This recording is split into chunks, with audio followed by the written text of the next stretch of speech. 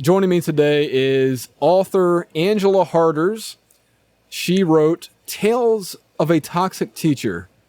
She also was a former, I'll just say Maryland public school teacher, taught 2 different subjects. And she also, were you a secretary? I was a secretary for a little while and the financial specialist as well. Okay. So she has run the full gamut of public schools and from the background to the foreground and everything in between, taught a wide variety and diverse range of students, wealthy, not so wealthy. So this is honestly the perfect person to talk to because I was just listening to her audiobook before we started recording. Let me tell you, she is brutally honest. She did not hold back. And we need this. This book was published at the end of November last year. So it's very, very relevant to Maryland public schools, and I would even say nationwide in the United States. So Angela, thank you again for joining me. Oh, thank you so very much, Adam, for having me. I'm really excited to talk with you.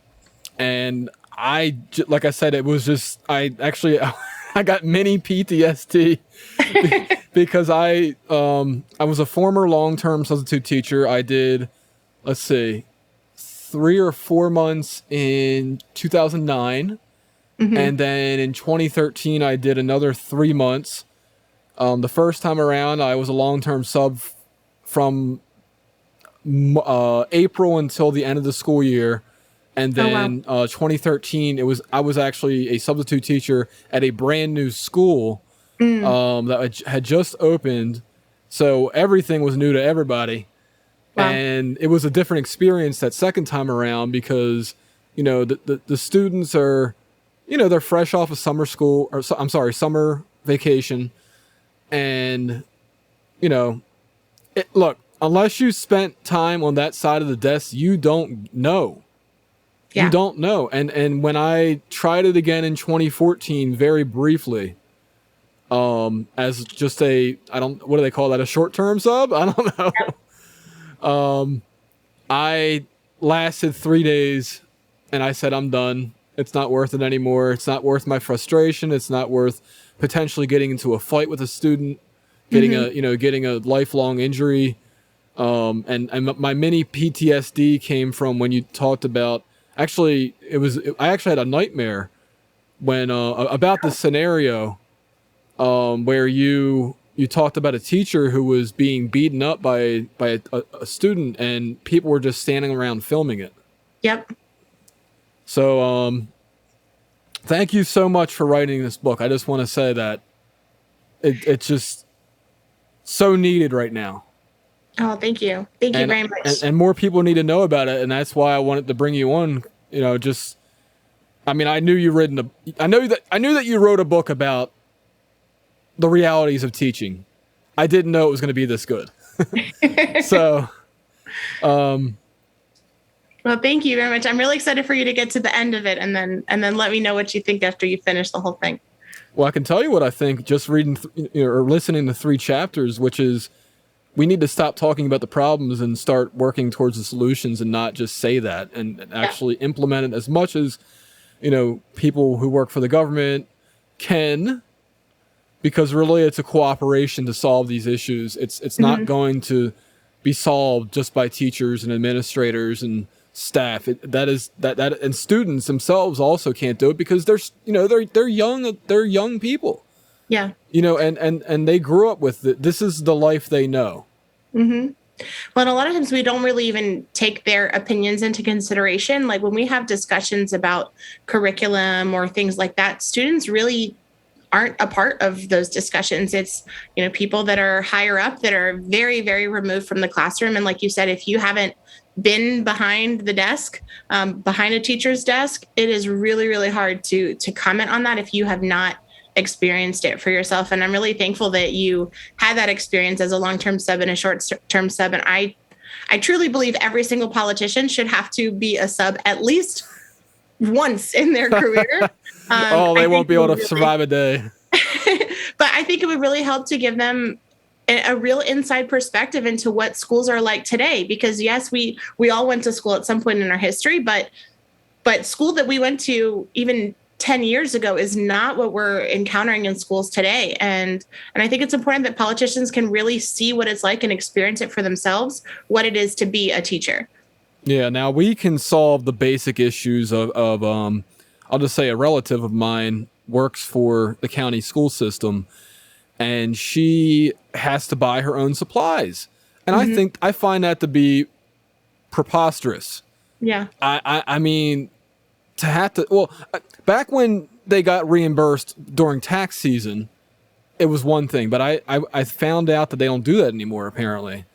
And I can tell it was like $250, but I mean, teachers spend way more than $250 on supplies for their classroom. Easily. Way more. Yeah. Yeah, I know. My first year teaching, my parents actually, that was my Christmas present that year. My parents bought me paper, like reams of white printer paper, because our school had no paper, and I was constantly having to go to Staples and make my own copies at Staples because they wouldn't let us use the copy machine. Most of the time it was broken anyway, but yeah, so for Christmas that year my parents bought me paper. Wow.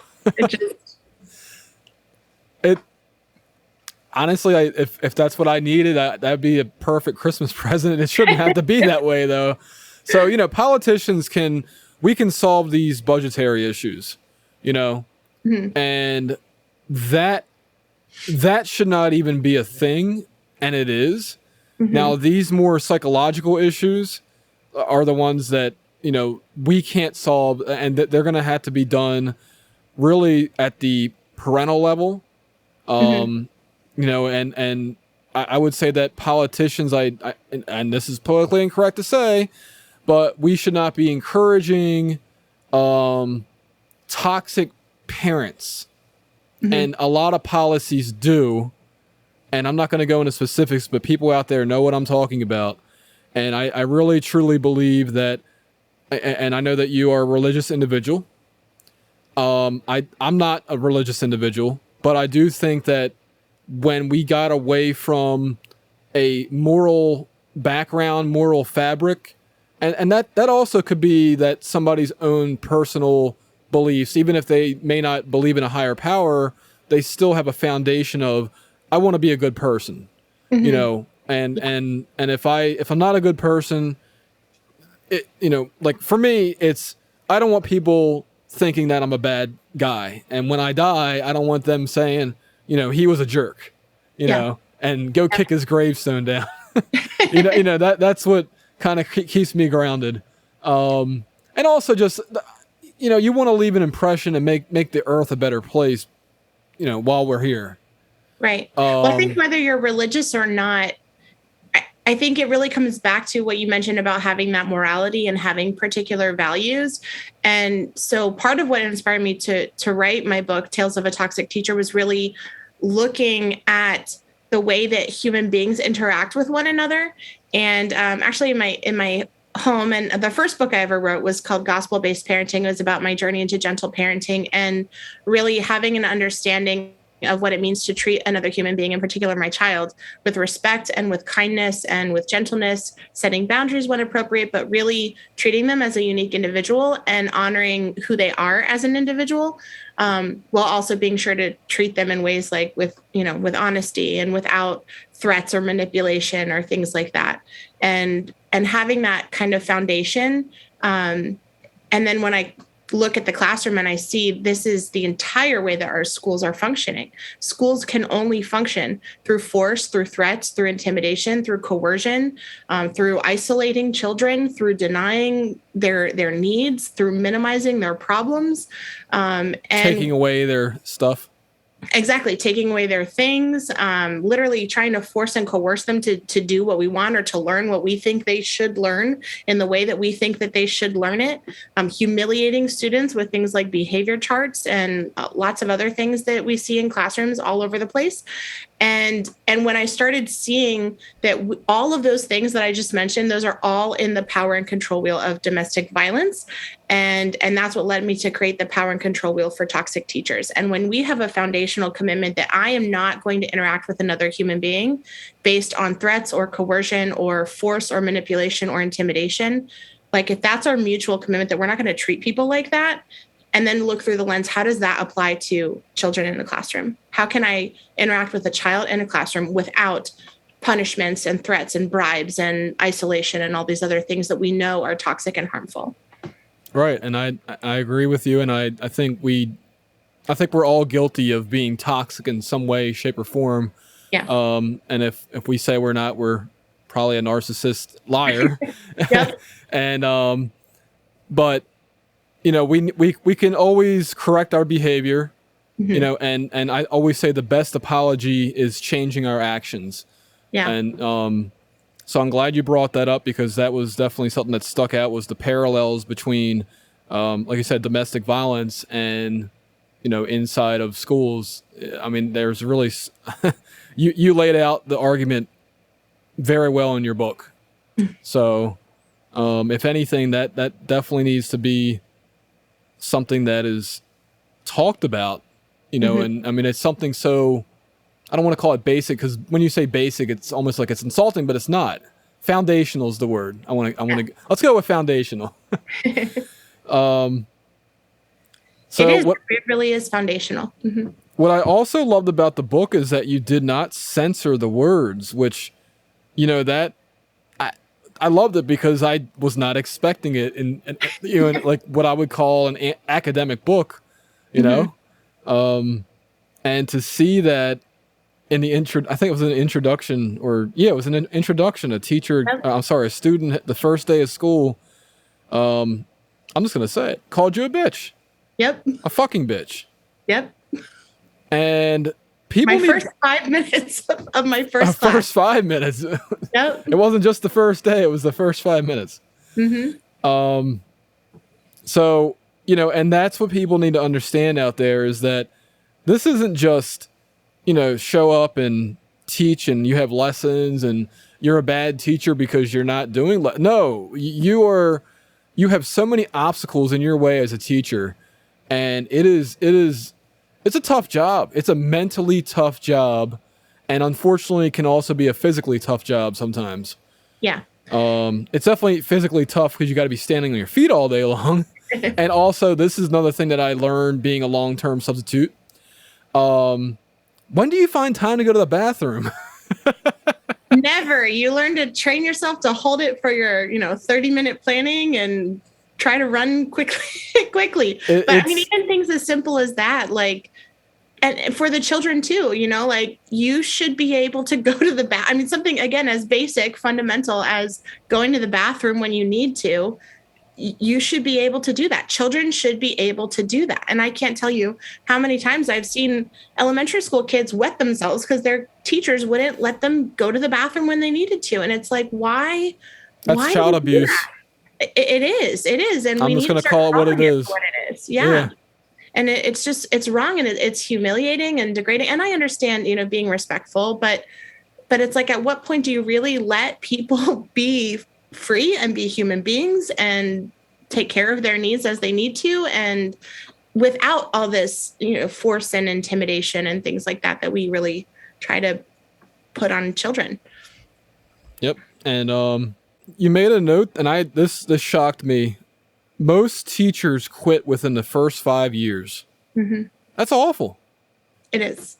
Now, are they quitting the teaching profession, or just the school they're going to? Yeah, they're leaving the teaching profession in droves. I'm sorry. Oh my goodness. Yeah, I'm in a Facebook group, and there are over 60,000 teachers in this group. And everyone that is in that group is there because they want to get out of teaching, and they're trying to figure out how they can get out, because it is such a toxic environment that they want to get out. It's awful. And if we don't make some radical changes to the way that we do things and the way that we treat teachers and students, we're going to have a major, major, major crisis on our hands. I would say we have a major crisis on our hands right now, but it's only going to get worse if we don't start to address these issues that teachers and students are facing. Yeah, I mean, we're talking about, in the political world, we talk about budget, we talk about there's a lack of, actually, you're an ESOL, or were an ESOL teacher. English, I'm sorry, I always call it English as a second language, but there's ESOL actually stands for something, so Yeah, for English for speakers of other languages. And actually, the reason for that is because here in the United States, we say English as a second language because most people here in the United States only speak one language. But there are lots of places in the world where they're learning English as their third, fourth, even fifth language. So that's why I prefer to call it English for speakers of other languages because a lot of times it's not the second one, it's the third or fourth. Yeah, it's more inclusive, so Yeah. it works better. Yep. So the normalization of mental and physical abuse. Mm-hmm. This one definitely stuck out, or at least the thought came up in my head when I was reading your book. Mm-hmm. And just that, kids learn to solve problems with violence Mm-hmm. or with, calling you names because that's what they get at home. Yeah. And, that we just accept that, when you had, can you retell the story of the first time that you used the curse word? Oh gosh. Or you want to do it? Yeah, I can. So the first time that I ever used a curse word was actually in my classroom as a teacher. And just a little bit of background on me. You mentioned that my family is religious and I was raised religious. My faith is something that's very important to me. I was born and raised here in Maryland. I've lived here my whole life. And I attended a very small Christian private school up until 8th grade before I went to a public school for high school. And in my family, shut up and stupid were curse words. Jerk was a curse word for us. So it just, having like foul language was just not a part of my environment. It wasn't something that I was used to. And and you said when you were in school, you had gone to private school, I believe, up until the 9th grade. Mm-hmm. And when somebody said "shut up" to one another, that was like a big deal. Yeah, it was a really, really big deal. Like just to hear someone say "shut up" in the presence of a teacher was shocking to me, much less having someone say that at a teacher. I would never, like that would just never have happened. And so I was actually, so my first experience with cursing, I was in my classroom and my students were just talking. Yeah, this was the day after a teacher had her ribs broken and her skull cracked. So yes. They were like talking about this incident.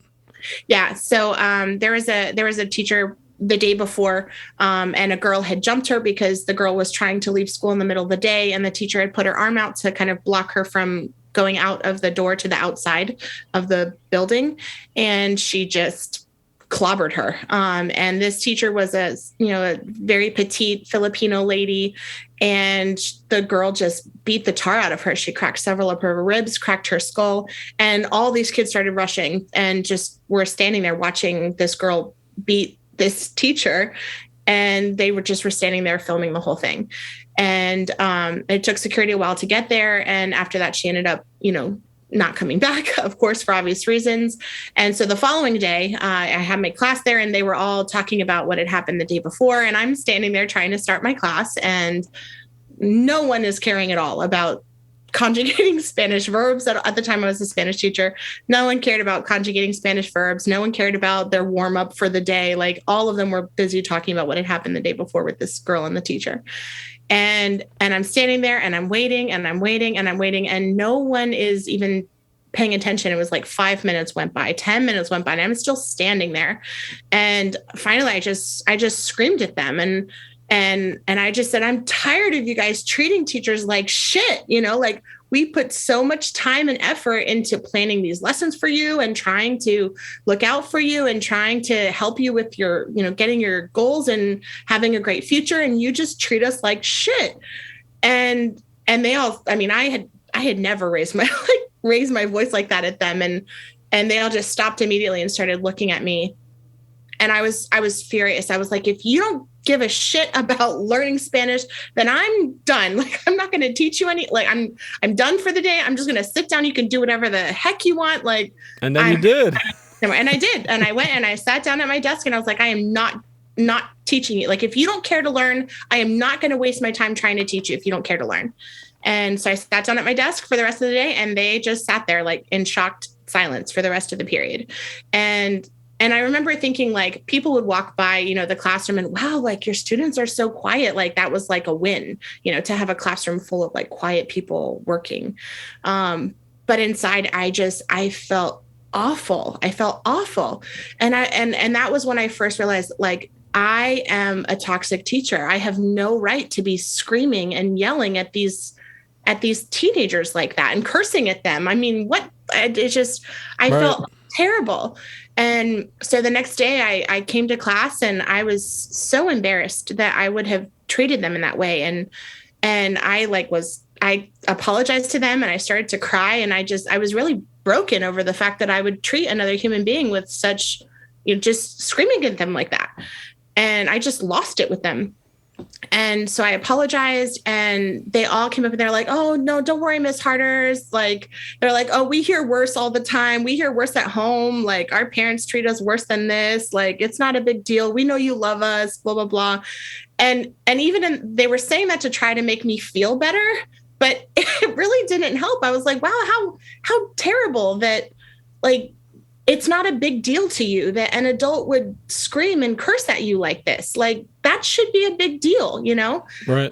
My parents didn't treat me like that. And it just broke my heart to see that kind of violence, was being experienced by them in their home, to the point that it was just normal for them to have an adult scream and curse at them, Yep. I by the way, I can relate to what you did, because I lost my cool one time and I cussed and I regret it to this day. And I'm actually, I thought I was going to be fired after I did that. Me too.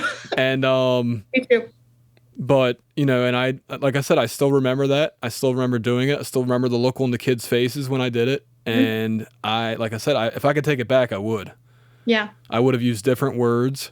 Yeah. But it's human nature, unfortunately. But you're right. It's like, this should not be something that happens on a regular basis. And it wasn't something that I did on a regular basis. I was always respectful. Mm-hmm. The students, I would say, for the most part, respected me.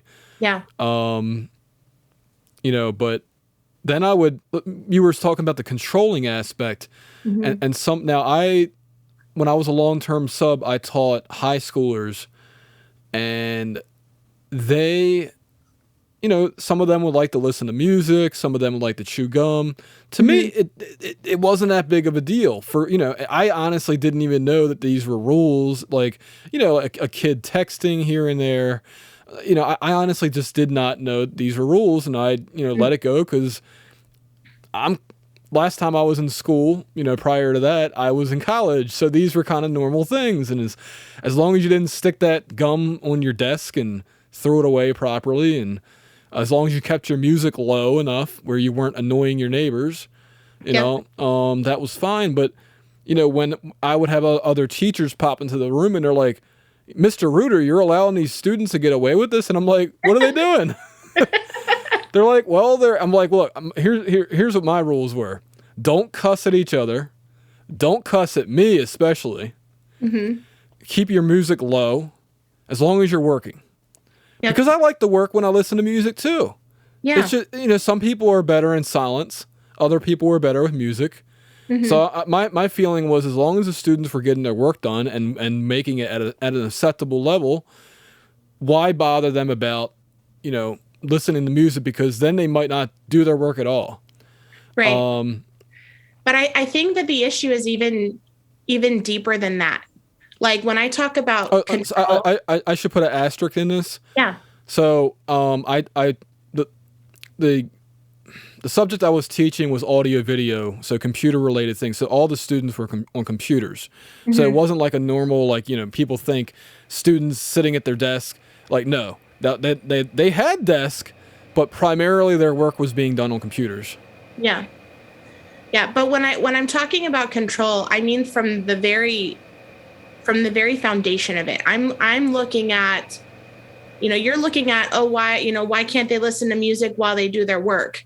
And I'm thinking, why is that even their work? Like, why are we making them do this work?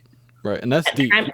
And I'm looking at the work that we're making them do. Like I've taught everything from kindergarten through 12th grade. And my last few years teaching, I was teaching special education at a high school, and they placed me in an algebra 2 class. And the last time that I did algebra 2 was when I was in algebra 2, 20 years ago. As a teacher or an assistant?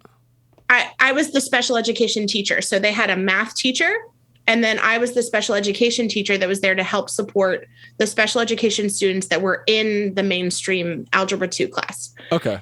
And so my job was to help them with algebra 2. But again, my background is not in math at all.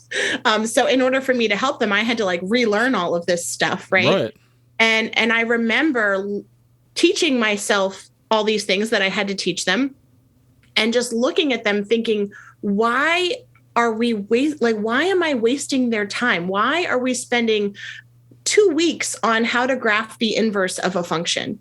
Like, really, like, who says that this is what a child needs to learn in order to graduate from a high school in Maryland? Why is that the goal? And why do we make them feel like failures if they can't do that?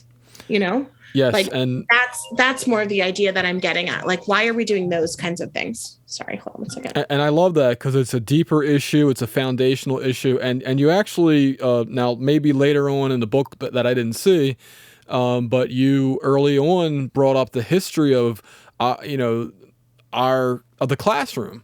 Yeah, and it goes back to the 1800s. Yep. And how that was all set up and. We all, I don't want to say joke about it, but we say, it's like public schools were made to create obedient servants, and, when it should not be. A joke. That's the truth. That's why public schools were created. Well, now that my eyes have been open to the history of that, because people have said that to me in passing, but you actually know the name of the person who created this framework. Yeah. And that's huge. Yeah. Well, and again, none of this is a secret, but again, it's one of those things that people just don't talk about. When you really start looking into the history of public schools, you can see this is a relatively new experiment, right? Like this idea that we have of school, of what learning is supposed to look like. All of this is a relatively new experiment, literally within the last 100 years. Right. And if we look at all the other technology in the world and how much technology has changed over the last 100 years, you can see huge gains in cars and computers and cell phones and all these other things that we have now. But if you were to take a picture of a classroom in the 1922, it would look exactly the same as a classroom today in 2022, 100 years later. Like no difference. Except overhead projectors and smart boards and things like that. Yeah. But the idea is the same, right? That there's one teacher that's in the room that possesses all the knowledge that's going to tell these kids what they're going to do all day long. And the kids are expected to do whatever the teacher says just because they say. Yeah. Yeah. So the second time I was a long-term sub, the teacher had come back because he wasn't sure if he was going to come back, so soon after a heart surgery. Uh-huh. And but he did. Oh my gosh. But he requested that I basically would get long-term. He needed an assistant because he knew he wasn't going to be able to walk around the classroom like he normally could because he just had heart surgery. Oh my gosh. So I was able to be a teacher's assistant, but get long-term sub pay. Oh, great. And obviously I was like $2 or something. I honestly can't remember at this point, but I actually really like that experience because it's actually very intimidating being the only adult in the room. Mm-hmm. But when you have that other adult in the room, it really changes. Yeah. The environment. It really does. It really does. I loved being able to work in a classroom with another teacher that was there also. I think it was so helpful to be able to have, two sets of eyes and ears and hands. And yep. And it didn't happen with my classrooms, unfortunately, but I was like kind of hoping that one of the students' parents would like to be a chaperone at some point and, come in and observe the classroom. And Again, not even if somebody's there as a professional, but somebody who's just another adult in the room. Yeah. And also kids behave better because they know that they can't get away with, saying or doing something. Yeah. And I know this is a control thing, but when it comes down to who did what, who said what, having an adult eyewitness and ear witness, helps.